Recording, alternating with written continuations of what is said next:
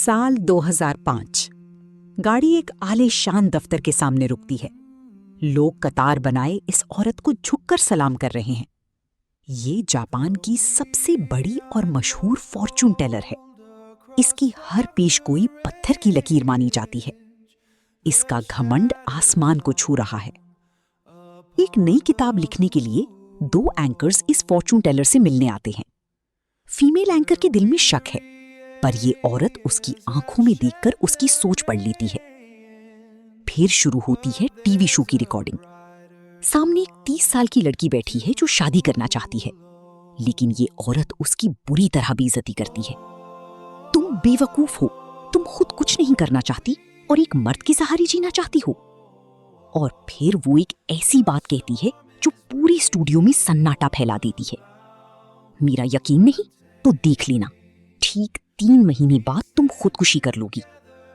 लड़की रोती हुई चली जाती है, पर इस बेहिस औरत की इस ड्रामे से उसकी शो की रेटिंग आसमान फाड़ देती है। आज की कहानी किसी आम औरत की नहीं, बल्कि एक ऐसी औरत की है जिसने इंसान के डर और उसकी मुस्तकबिल को अपना बिजनेस बना लिया। एक ऐसी औरत जिसके सामने बड़ी बड़ी लोग सर झुकाती थी। प्रेसिडेंट के साथ मीटिंग कैंसिल होने पर वो कार में बैठे एंकर्स को अपनी कहानी सुनाना शुरू करती है। वक्त पीछे जाता है 1946 में, जंग के बाद का तबाह हाल जापान। भूख से बिलखती हुई उसकी फैमिली 3 दिन से निवाला नहीं खाया। एक छोटी सी बच्ची जो आगे चलकर ये फॉर्चून टेलर बनती है, सड़क किनारे खड़ी देखती है कि एक कॉल गर्ल आराम से किसी अमीर की गाड़ी में बैठ रही है। उसे समझ आ जाता है कि जंग की सबसे बड़ी सजा सिर्फ औरतों को भुगतनी पड़ती है। पैसे कमाने के लिए वो अपनी माँ के साथ मिलकर चाय को बियर की बोतलों में डालकर 50 येन में बेचती है। पकड़ी जाती है, भागती हुई गिरती है, सर फट जाता है, माँ की बेइज्जती होती है। रात का वक्त, भूख से भाई बहन सो नहीं पा रहे। ये लड़की बाहर जाती है और किसी मूर्ति के आगे रखा हुआ प्रसाद, हिस्सा या बन चुराकर बच्चों को खिलाती है। मूर्ति से माफी मांगती है और खुद जमीन पर पड़ा हुआ एक कीड़ा भाग उठाकर खा लेती है। आसमान की तरफ देखकर रोती है और कसम खाती है, मैं मरते दम तक दोबारा कभी गरीब नहीं रहूंगी। 10 साल गुजर जाते हैं। सेहत ठीक हो रहा है। ये लड़की अब बड़ी हो चुकी है। पैसों की तलाश उसे एक होस्टेस क्लब में ले आती है। वो शर्त रखती है कि वो किसी मर्द के साथ नहीं सोएगी। अपनी खूबसूरती, झूठे आंसुओं और चालाकी से वो बड़े बड़े अमीर बिजनेसमैन को अपनी जाल में फंसाती है और क्लब की टॉप अर्नर बन जाती है। बाकी लड़कियां हसद में उसके कपड़े फाड़ देती हैं। यहाँ क्लब का मालिक हीरो बनकर आता है, उसे महंगे कपड़े दिलाता है। लड़की अमीर बनने की चाह में पहली बार उस बॉस के साथ सो जाती है, लेकिन अगले ही दिन उसका दिल टूट जाता है। उसे पता चलता है कि ये बॉस का पुराना धंधा है, लड़कियों को फंसाओ और फिर उन्हें और ज्यादा पैसों के लिए अमीर दोस्तों के आगे बेच दो। पर वो कोई आम लड़की नहीं थी। वो बदला लेती है, बॉस के ऊपर मिट्टी का तेल छिड़क देती है और आग लगाने की धमकी देती है। सीन कट होता है वापस 2005 की डिनर टेबल पर, जहां वो मुस्कुराते हुए एंकर्स को बताती है कि उस रात उसने अपनी जान लेने की कोशिश की थी और आंख हॉस्पिटल में खुली।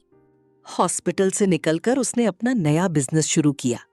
अपनी ही सगी बहन का खून पसीना लगवाकर जब प्रॉफिट आया तो बिजनेस बेच दिया और बहन को धोखा देकर एक बड़े शहर निकल आई।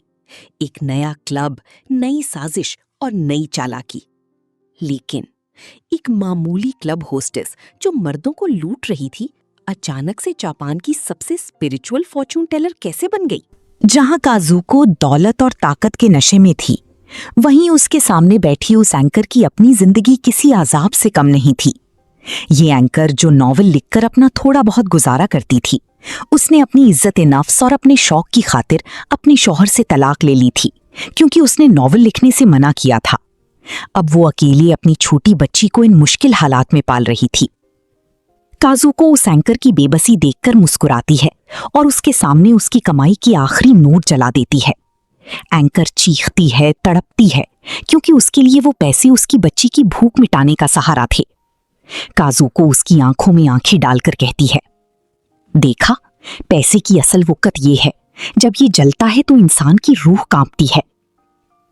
और फिर काजू को वो करती है जिसके लिए वो मशहूर थी। वो एंकर को उसकी वो राज बताती है जो किसी को नहीं पता थी। तुम्हारी छोटी बच्ची का रोना, तुम्हारा वो अधूरा नॉवल और वो तलाक का दिन। तुम समझती हो तुम आजाद हो, तुम आज भी पैसे की गुलाम हो। एंकर पूरी तरह शशतर रह जाती है। उसे समझ नहीं आता कि इस औरत को उसकी पर्सनल जिंदगी, उसकी बच्ची और उसके तलाक के बारे में कैसे पता चला। क्या ये सच में कोई रूहानी ताकत थी या उसके याकुजा नेटवर्क ने इस एंकर की पहले से ही जासूसी कर रखी थी? लेकिन एक मामूली क्लब होस्टेस जो मर्दों को लूट रही थी, अचानक से जापान की सबसे स्पिरिचुअल फॉर्चून टेलर कैसे बन गई? ऐसा क्या हुआ उस नए शहर में जिसने उसके पीछे अंडरवर्ल्ड माफिया को खड़ा कर दिया? ये सिर्फ शुरुआत थी, असल खेल तो अब शुरू होने वाला है। अगर आप जानना चाहते हैं इस औरत का अंजाम और इसका माफिया नेटवर्क, तो वीडियो को लाइक करें और सिनेमैटिक सरहद स्टूडियो को सब्सक्राइब करें, क्योंकि पार्ट 2 में जो खुलासे होंगे वो आपकी नींदें उड़ा देंगे।